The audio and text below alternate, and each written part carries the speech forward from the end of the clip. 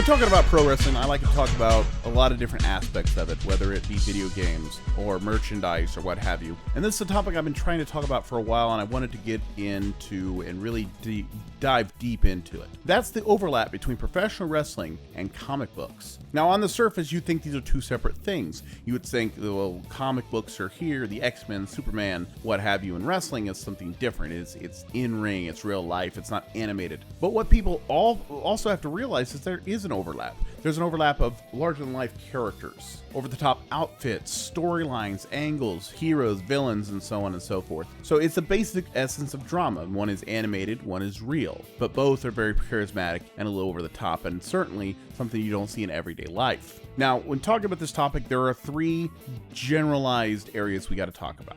We have to talk, well, there's a few, more than three, but there's three countries and then a lot of other details we have to talk about. So I'm going to start out geographically and I'm talking about Japan. Comic books in Japan involving pro wrestling has actually a very varied history. Very varied, say that a lot.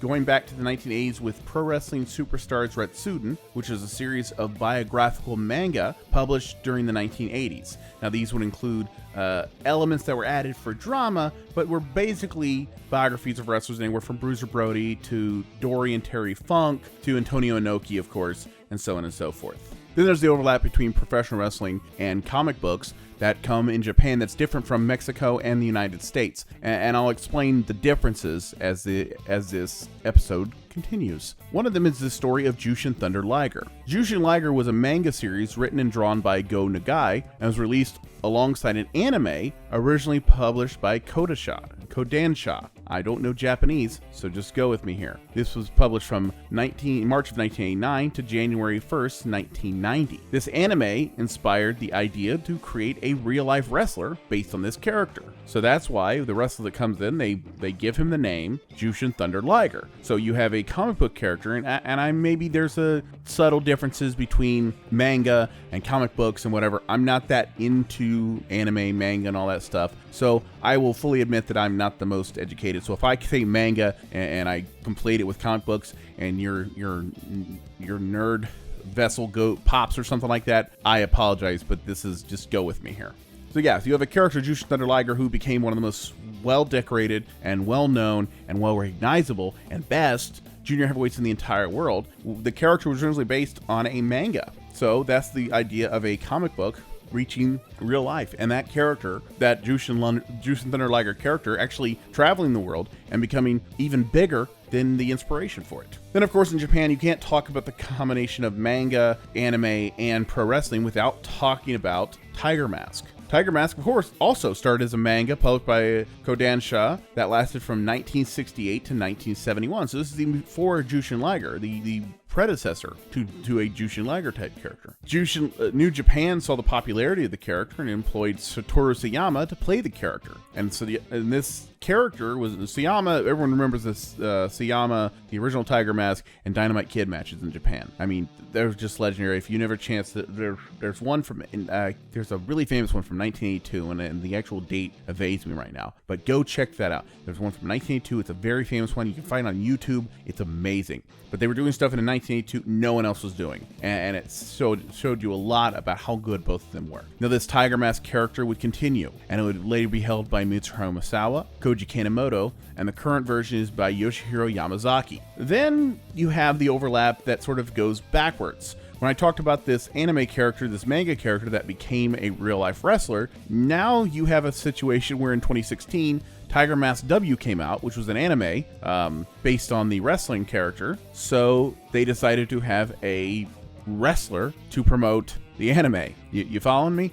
Tiger Mask W was played by Kota Ibushi to promote the Tiger Mask W anime that came out in 2016. So you had an anime character, a manga character that became a pro wrestler, created a legacy, and then in 2016 they create an anime about the Tiger Mask character, Tiger Mask W, and they put a real wrestler in it in a mask. It's very comical, very over the top, sort of again like an anime mask, to promote the anime series. That's the overlap between anime and manga, comics, and pro wrestling in that package. If that's really a good package of what we're talking about here. The mixture of comic books and wrestling would also extend to Mexico. And of course, you can't talk about anything in Mexico, especially throughout history, without talking about El Santo. El Santo is, as I've covered before, I covered in Weapons of Mass Destruction. Check out that episode. I talked about the role of the mask, but also the role of El Santo in Mexican and really all of Latin American culture. This extended, of course, unto comic books. El Santo had his first comic book started in 1952, and they would last. The first series lasts from 1952 to 1958 with over 300 magazines, comic books, featuring El Santo being published. There are at least 4 separate series based on the Santo comics. Now later on, they replaced the original El Santo, Rodolfo Guzman Huerta, with another person who wore the Santo mask. It's complicated, but they were all very much the same. The last series started in 1986, which was 2 years after the death of Huerta. So this is a situation where a character actually outlives, at least in this medium, it outlives the person who played the character, which I think is very interesting. Now, these comics are very interesting. If you think of a comic book, you think of the X-Men, you think of, Justice League or what have you, whatever your favorite is, Dark Horse, Vertigo, whatever. And what you're seeing is a drawing. Everything's drawn. Everything is hand-drawn, and they're drawing up a design, and, everything from the skin tone to the backgrounds and all these things. The El Santo comics were different in that they combined, it was like a mixed medium type thing. They would take real photos of El Santo, say he's in a position where he's body slamming someone, right? And then they would draw in backgrounds of things that he would be doing in the comics. So it'd be him really body slamming, and then they would actually draw in like a mummy. So there were these photos, these drawings / photos of him body slamming mythical creatures. It was very interesting, and this followed all through the different series. It was one of those things that was cheap, it was easy to do, but there was no original artwork, so to speak, which makes copies and archiving near impossible. I've seen some areas, some different websites where you can actually look through some of this stuff, and it's very interesting. And it's a time capsule of something that traveled. They were many of them were printed in Colombia, but made their way all throughout Latin America, as did most things involving El Santo. The series include El Santo Enmascarado de Plata, or means the silver mask. That's what Enmascarado de Plata means. That was the name of a few of them. There were different names, but they were all basically the same. El Santo fought a mythological, or a group of creatures, fights, and he always fought for good. This is something you also saw in his movies, in the telenovelas, and all these different things. He was fighting on the side of good. He was El Santo after all, and he would fight everything from, bad people, just regular bad people, to mummies and witches, and at one point he choked out a crocodile. That's a thing. And they also drew up on the inspiration, being El Santo, it drew up on the Catholic tradition of Mexico, in Latin America in general. He would often receive instructions from the Virgin Mary herself. That's something that would always go through El Santo. It would go into some of the movies and the telenovelas and some of the comic books. The Virgin Mary would come to him and tell him something that needed to be done, and he would go do it. So it sort of played on religious iconography, of course, with the saint.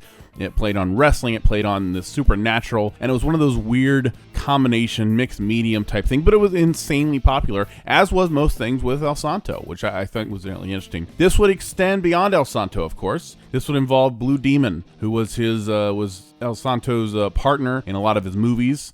Blue Demon was his right-hand man. His alien counterpart, Teneblas, would have his own comic books. Blue Demon Jr., El Hijo del Santo, which was the second incarnation of El Santo. It was actually very popular in his own right. Cibernetico, Octagon, Atlantis, Mystico. I could keep going. But all of them had a comic book series. Sensacional de Lucha sort of combined these different ones. They combined different stars. You'd see some guys, you might see Atlantis versus Octagon or what have you, but you'd have these different luchadors going against each other in this comic book realm, which was an extension of the El Santo story. So El Santo's series, while it went through 4 different series and was very long from, the 50s well into the 80s, the combination of wrestling and comic books in Mexico extended beyond that, and it kept going and was really interesting. I think that's, again, it's one of those, as opposed to Japan that took existing comics and made them into wrestlers, Mexico took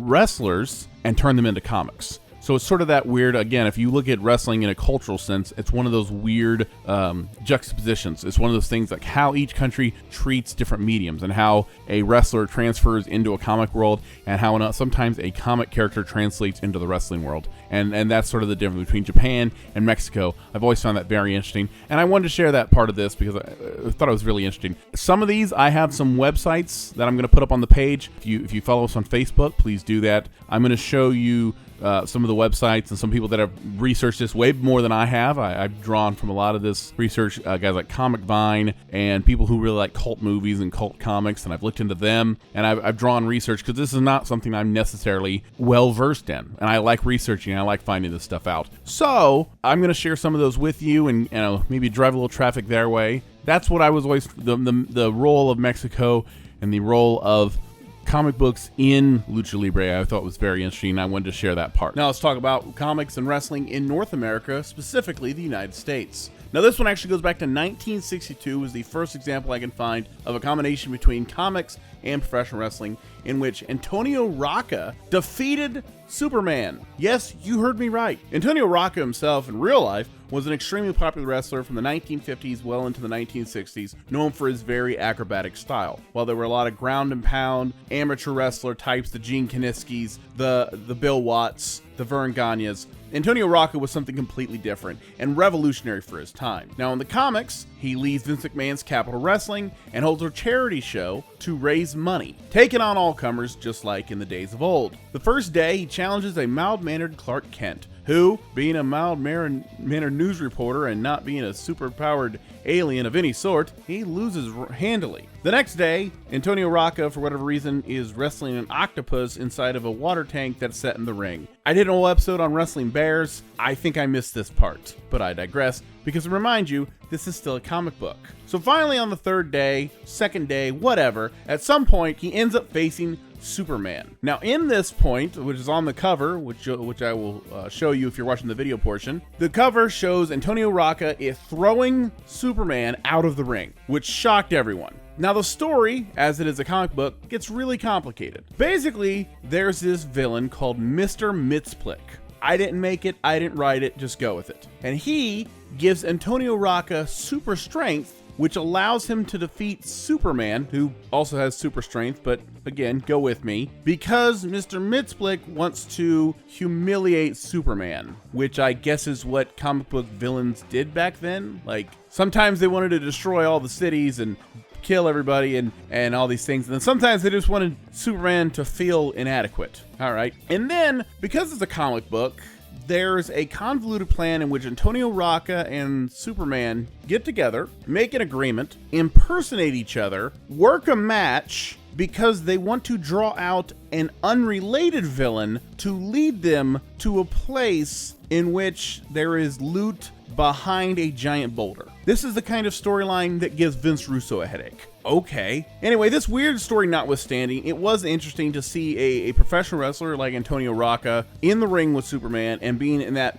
in that mainstream environment. 1962, think of that, 1962, to see professional wrestling, someone like Antonio Rocca and Superman, who was so much part of the American experience, together. Even if it was a weird story, it combined the two in a very unique way. Much like you can't talk about Mexican wrestling without talking about El Santo, you cannot talk about North American wrestling without at least bringing up Hulk Hogan at some point, because I'm pretty sure we're legally required to. Hulk Hogan started his career as many different names. At one point, he was Sterling Golden, Terry the Hulk Boulder, and so on and so forth. The Hulk moniker actually came from when he was doing an interview with Lou Ferrigno, who was the Incredible Hulk on television at the time. Someone made a remark that Hogan, who was jacked to the gills and so full of prayers and vitamins, wink wink, that he actually was larger than Ferrigno, who was actually playing the Hulk. From that idea, they decided to start calling him Terry the Hulk Boulder. He came to the WWF at the time and would work for Vince McMahon Sr.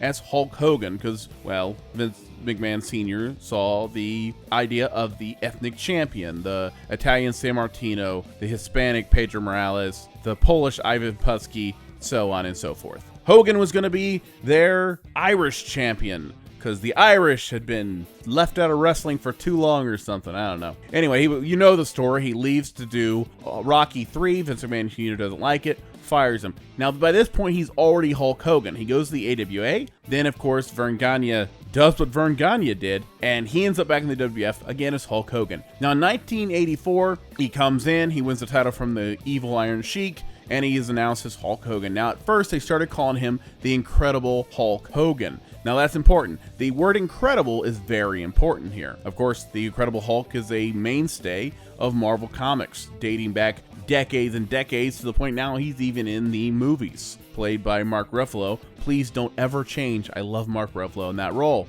but I digress. Marvel got a little upset about them calling him the Incredible Hulk Hogan, and then of course they got around it by saying, hey, he's the Immortal Hulk Hogan. Showed them. So in 1985, Marvel and the WWF at the time set out a very unique contract that would license the name Hulk to Mr. Balea and the WWE for a period of, as they said, 20 years, or until Hulk Hogan is no longer in the wrestling business. And considering Hulk Hogan is probably going to kick at it too at his own funeral, we all know which one happened first. Now, in the contract, they made a point that the word Hulk had to be followed by Hogan, and that the logo for Hulk Hogan, anything they made with merchandise or logos, could not involve green or purple, which are the two colors mostly associated with the Incredible Hulk. This even led to merchandise royalties being paid to Marvel. I believe it's something to the effect of that Marvel made $100 for every Hulk Hogan match. They made a percentage of every videotape, every t-shirt, and everything so much. And over time, it added up to close to $700,000 during this time.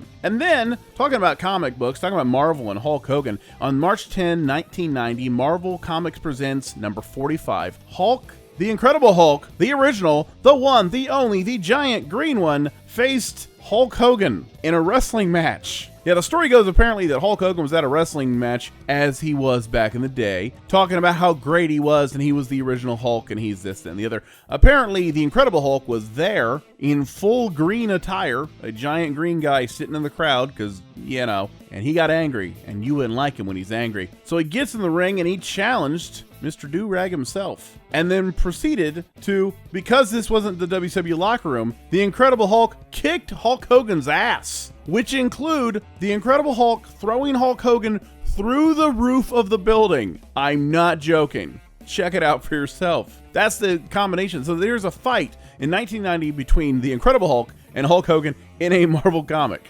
I just love that. I still love that to this day. Hulk Hogan would keep the deal that, like I said, the 20 years or until he's out of the business. He's never going to leave the business. Let's call it what it is. So in 2005, Hulk Hogan was able to buy his name outright from Marvel. So Hulk Hogan, as of 2005, is official property of Mr. Terry Bollea. May he and Hulk Hogan and his do-rag and Fu Manchu ride off into the sunset, hand in hand. And then there's the official comic books from both the WCW and the WWF. Valiant Comics published WWF Battle Mania series in 1991, which was 5 bi-monthly issues. Half of the issues, by the way, were drawn by Spider-Man co-creator Steve Ditko. So there's a little bit of trivia for you. The issues would feature 2 stories of wrestlers fighting each other in the real world, like the Big Boss Man fighting the Mountie, but this time in comic form. Coincidentally, despite the fact that he was still a major star and the actual WWF champion during most of this run, Hulk Hogan is not mentioned once in this entire series. Mostly because, when it comes down to it, Marvel, the whole thing I talked about with Hulk Hogan in Marvel Comics, and there was a trademark, so I'd imagine that if they had a deal like that, they wouldn't be so keen of having the Hulk name associated with Valiant Comics, which you can't blame them for it. The WWF and Valiant would part ways after these 5 issues ran, which would lead to WCW starting their own comic with, of all people, Marvel Comics almost immediately. In April of 1992, Marvel Comics released the first issue of what was astutely named WCW World Championship Wrestling. They were creative. It was a comic series starring WCW's top stars. It ran for 12 issues until March of 1993. Now, while the WWF comic Battle Mania was more about individual stories about the Nasty Boys and the Natural Disasters and the Undertaker and this guy and that guy, the WCW comic actually had a couple things going for it. One, it was more realistic. It was based more in real stories of WCW stars interacting with the public. There's a story of Sting meeting with a young fan who has cancer and things of that sort, and believe me, I will get to that part. And the other thing was there was actually an overarching story. The Battle Mania comics were sort of their own little universe. You'd have a fight, and the next issue would be a whole different thing, 2 other stories and whatnot. WCW would have sort of an overarching story, which involved guys like Lex Luger, Cactus Jack, Big Van Vader, Rick Rude, and many others. And then there was this mysterious masked guy named The Ghoul, who was never a WCW wrestler, just sort of this amalgamation evil character thing, I guess. Some people think it was sort of an adaptation of the Black Scorpion angle and a little bit of the Halloween Phantom or whatever. The whole thing was that there was this big bad villain, and the whole angle would eventually lead to this villain, and this villain would come in and cause trouble. Because apparently, to WCW, Big Van Vader wasn't enough of a heel for their comic book. But again, maybe you could put that on Marvel, I don't know. One interesting storyline involved the Ghoul brainwashing Sting to turn heel by he eventually was offered a chocolate cake by a child with cancer, rejected it, threw it to the ground, and then stomped on it, something I'm amazed Vince Russo didn't try to do at some point. WCW had many problems at the time in the early 90s, as anyone who knows wrestling history knows, especially WCW history will tell you, and the comic book was no different, because certain people would appear in the comic and then would disappear because of things that happened in the real world. PN News and Elegante would be in the WCW comic book at some point and would actually just disappear one day because they were both eventually fired from the company. Now, these are small characters, not a big deal. It's kind of a big deal when one of your top stars, Lex Luger, leaves the company to go to the WWF, which is exactly what happened during this time. So Lex Luger's one of the top WCW stars, he's in this comic book, and then one day they just stop mentioning him because A, they don't want to, because he's not there, and B, they legally can't because Lex Luger owned the name. But as we often do, let's get back to the WWF. In 1996, the WWF ostensibly put out the Warrior comic. The Ultimate Warrior is a renowned crazy person and steroid enthusiast, as they used to call him, a guy who's been deified later since his untimely demise, and to be fair, it's never good when someone passes, so I'm not making light of that, but the reality was, especially during this time, the guy was a lunatic. He legally changed his name to Warrior in 1993. Some people say to win a lawsuit with the WWF over licensing, which may have worked, except for the fact that he kept it that way for the rest of his life. He changed his name to Warrior in 1993, and when he passed away, his legal name was Warrior. So this is the kind of person you're dealing with. In 1996, the WWF decided to rehire him for some reason, and at an industry event, they decided they were going to put names and talents and all these things that were going to show some of the people they had to offer. Well, one of those people was the Ultimate Warrior, who had this renowned Warrior logo, the face paint deal. The Ultimate Warrior, not understanding that A, he had just signed with them, and B, really how licensing works, decided this was a slight against him, and that he was so offended that he wanted a mea culpa. He wanted an apology, and he wanted the WWF to make it right. And to him, for the WWF to make it right, he meant buy 1 million copies of his comic book at $1 a piece. So basically, they put a logo on a table, and he wanted them to pay him $1 million. I don't think it ever got that far, and guys like Jim Cornette and Bruce Pritchard and Light have said that it was insane and the comic book was awful, and it was. So I don't know if he actually got that million, but I'm sure he got something because apparently the WWF bought some of these. I don't know how many they bought, but they bought some. And I know because these were included in the WWF magazine. I was a subscriber at the time because I was a kid, and that was my Christmas present. And being a subscriber, you would get these things. Well, they included a issue of Warrior #1. And it's different. It had the Ultimate Warrior's face on the front because that's the first thing you want to see when you're on a newsstand. Then you open it up, and there's no way to explain it without using the word insane like a lot, but I'm going to try and keep it down. The art style would make Rob Liefeld say, hey man, calm it down. And the writing was actually done by the Ultimate Warrior himself. Yes, the guy who cited planets and bringing down a plane in promos decided to write a comic book. And the only reason he was allowed is because he himself published the comic book. It's insane. There's that word again. It's bizarre if you ever see it. It lasted exactly 4 issues, 5 if you count the Santa Claus, the Christmas episode, where he kidnaps and ties up Santa Claus. I did not make that up. I am simply reporting it. Someone else wrote it, and someone else drew that. Poor bastards. And for the record, when I say written by the Ultimate Warrior, I don't mean inspired by, based on a story, taken from a short story or a manifesto. No. I mean, the Ultimate Warrior had someone draw a comic for him, and then he wrote it, word for word, and it's insane. Now, like I said, I got issue =1 in my WWF magazine because they gave it away, because I think the minute they opened up the first page and they realized, oh, yeah, we can't sell this because it's insane. Around that time, they caught the Unabomber, and I swear to you, his manifesto made about as much sense as whatever the hell the Warrior comic was about. And that's not an exaggeration. If you happen to find a copy, you can find it for a few bucks online. Find it, read it, and then go to the nearest doctor of English, if you can find them at a local university, and try and get them to explain it to you, because no one to this day has really truly figured it out. I don't think. What's in the first issue? The first issue takes time to explain what Destrucity is. Do you know what Destrucity is? No, you don't, because it's a word the Ultimate Warrior himself made up.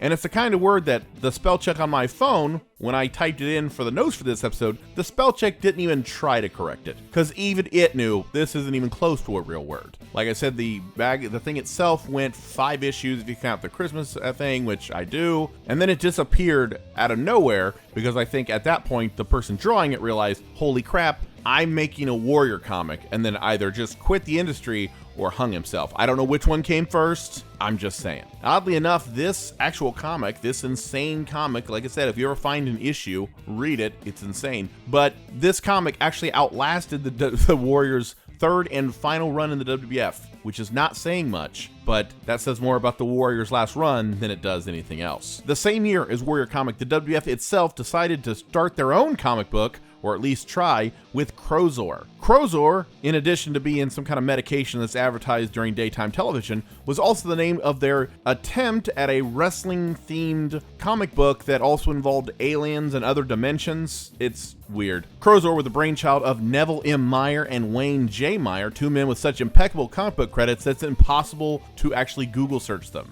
I have no idea what they've done since then, but the question is, what is Crozor? Well, buckle up. The story is basically there are aliens in an alternate dimension who evolve in reverse. I don't know how that works. Their dimension is collapsing, so they decide to come to Earth, and WWF superstars from 1996 are the only people who can fend them off, because the Avengers would be ridiculous. Not only was the story crazy even from a mid-1990s WWF, the art design was just lazy. While the Warrior comic was at least well drawn, despite the fact that its proportions were completely insane and involved way too much Santa bondage than I'd like, this style of Crozor was just lazy. They took a picture of wrestlers and traced over them with looked like colored pencil. They had CGI effects where it didn't really need to be. They would take existing pictures of wrestlers like Sid Vicious or The Undertaker or Mankind, and then like put a CGI or a 3D model over top of them so it looked like Sid was powerbombing a alien. For some reason, I don't know. Sometimes they wouldn't even remove the WWF logo in the corner, so they would just take a regular shot from their magazine and then just mess with it. It was like if someone was doing a mixed media project, if the artist was on Adderall and psychedelic mushrooms. Like, that's the only way I can explain this combination of cluster. That was Crozor. Now, what did they do with Crozor? It was, again, included in the WWF magazine. That's pretty much what you did back then. You included the WWF magazine when you realized, oh, this is not going to happen. They actually included it as like a preview issue and sort of like gauging the audience on whether they'd like to see it as a full-time series. Spoiler alert, they didn't. It made it literally through the preview. After the preview, it was done. It was never mentioned again, and thank God. I'm going to find some pictures of this stuff because I can't do justice how awful and weird this looks. I'm going to show you some pictures up on the page during the week or even in the video version so you can see what I'm talking about. But it's just weird and lazy all at the same time, which is a very weird combination. Then later there was Chaos Comics, which looked better, but that's not really a high bar, but still. Chaos Comics started with a series on The Undertaker, which involved him being a gatekeeper to hell who had to wrestle demons to send them back, which was just as believable as you think it is. But it's a comic book, and it was The Undertaker, so that's the perfect one to do. This would lead to a Mankind special, a Stone Cold Steve Austin limited series, 2 China specials, a Rock special, and so on and so forth. Again, nothing wrong with these. They were nice little comics at the time where WWF was really at its peak during the Attitude Era. So as like I've said, everything became wrestling at some point. Wrestling was so hot, but on the WCW end, the WWF end. So of course they're going to make comics, but then the reality is these are actually decent comics for what they were. If you went into it, you knew what you were getting into. Someone who's reading this, Spider-Man might not translate into a Chaos comic featuring The Undertaker fighting demons, maybe, but that's fine. It didn't have to be a classic comic book, but for what it was good. And compared to things like Crozor and Warrior, whatever the hell he was talking about, it's actually pretty high. Again, not a high bar, but for what it wasn't bad. Of course, during this time, everything was wrestling like I mentioned. Well, WCW had to get back into it. They decided they were going to start another comic book collaboration with Marvel. Comic book artist Ruben Diaz suggested and even drew up sketches for a Marvel WCW crossover series called Slam Force. WCW made action figures in 1999 called Slam Force. Slam in this case stood for Secret Legion Against Monsters. So at least Slam meant something in this case. It was a toy line that came out with a mini comic book by Marvel. Now the Force team would include Kevin Nash, Bret Hart, Chris Benoit, Goldberg, and Sting. But unlike the comic book in 1992 that was realistic, maybe even too realistic considering that the roster changes and the comic book changed at the same time, this time the WCW wrestlers were gifted with strength and powers that gave them the ability to save the world from evil. And yet Vince Russo would later work there, so they didn't do their job well enough. That's my second Vince Russo joke of the episode. I'm proud of it. The entire Slam Force series would include a mini issue included in the packaging with the action figure. Slam Force would really go no further than that. That's really the story of it. It was an idea of a crossover between Marvel and WCW. It didn't happen. This is 1999, and it's not that wrestling wasn't hot, and WCW at the time was there. They weren't winning anymore. They were losing the Monday Night Wars, but I don't know if it was WCW not wanting to make that jump or Marvel not being interested or a combination of the two, but it never got past this first series of Slam Force with the little mini comic, and that was the end of that. Fun fact about this, the actual action figures involved, like I said, included Chris Benoit, Bret Hart, Goldberg, and Sting, and Kevin Nash. Well, the comic book would feature all of these except for Chris Benoit, because when these came out, shortly after these original action figures came out, pushing this idea, when it came out to the public within the comic, Chris Benoit had already left the WCW for the WWF. So again, a comic book was affected by a real-life roster departure, which makes sense, but which is interesting. So the action figure features Chris Benoit, but the comic book inside actually doesn't. Just a little piece of trivia there. Image Comics would later release a Kevin Nash comic called Nash, which I assume just involved lazy writing and somehow beating Goldberg on page 4. Now that we talked about wrestlers in comic books, what about comic books in wrestling? Remember when I mentioned Ruben Diaz, the guy who tried to get WCW and Marvel to cross over in 1999? Well, you know what? He's still in wrestling. No longer in comic books. He's actually in wrestling, working for Chikara, and he's entirely involved in the organization and has been since 2010. He plays a vital role in a direction thing. He gives suggestions for angles and stuff to Mike Quackenbush. And if you ever notice Chikara, there's a lot of comic book influence in their posters and a lot of their DVD covers and things like that. Well, that is a direct influence of comic book culture, but also this guy, Ruben Diaz, whose history goes actually back to WCW and Marvel. Then, of course, there's always the wrestlers that are clearly influenced by comic books. The biggest one you have to think about right away, probably the first person you thought of when you saw the topic, is the Hurricane. Hurricane, of course, is based on the Green Lantern, which is a tattoo on Shane Helms' arm. And actually, when they debuted the character, the Hurricane character in 2001, they immediately started playing off the Superman Clark Kent thing, where he is a reporter, Gregory Helms, who is not the Hurricane, and the Hurricane is a whole separate person. You know where this is going, but that's a classic superhero trope, and the Hurricane up until he started working for WWE again as an agent, he was actually still traveling around as the Hurricane and did really well at it. That idea there, a very good comic book idea, actually translated to other people's careers, like Mighty Molly Holly getting her superhero persona. Then there was Rosie, the superhero in training. That acronym is exactly what you think it is. Then going back to 1996, there is the advent of what they call Crow Sting, which if you look at it, it's clearly there. The Crow, which was a great movie. Before that, it was a independent comic, and it did pretty well. Scott Hall came up with the idea of the Crow Sting, and he says himself it was directly influenced by the Crow. So if you think about that look, that Sting look that changed in 1996, and the fact that whenever he does appearances now, he's still in that gimmick, it all goes back to a wrestler recommending a look based on an existing comic book. And I think that's very interesting. Then there's the ones that aren't that great, like Arachnaman, which was a clear ripoff of Spider-Man, to the point where I'm amazed they weren't sued quicker. Another interesting one is Gangrel. Gangrel is actually a comic character / role-playing game character by White Wolf Comics. He was Vampire Warrior for a while, and when the WWF brought him in, he had this idea for this Gangrel guy, but he knew it was a role-playing game character. He knew it already existed. So WWE, in a weird move at the time, especially back then, licensed the name from White Wolf Comics. So if you ever saw images of Gangrel during this time, you would always notice there was that little copyright notice at the bottom. They didn't really do this for anyone else except for Hulk Hogan, of course, but they didn't do it for anyone else. But for some reason, the Gangrel thing, they licensed it, which was a nice little touch. It was weird, but it was a great character. Gangrel, David Heath himself, has said he was on the Edge and Christian podcast, he mentioned that through some legal maneuvering or company went out of business or something like that, he actually gained rights to that name. So now when you see Gangrel, there's not that copyright notice because there doesn't have to be, because David Heath owns the comic book name that he used to license.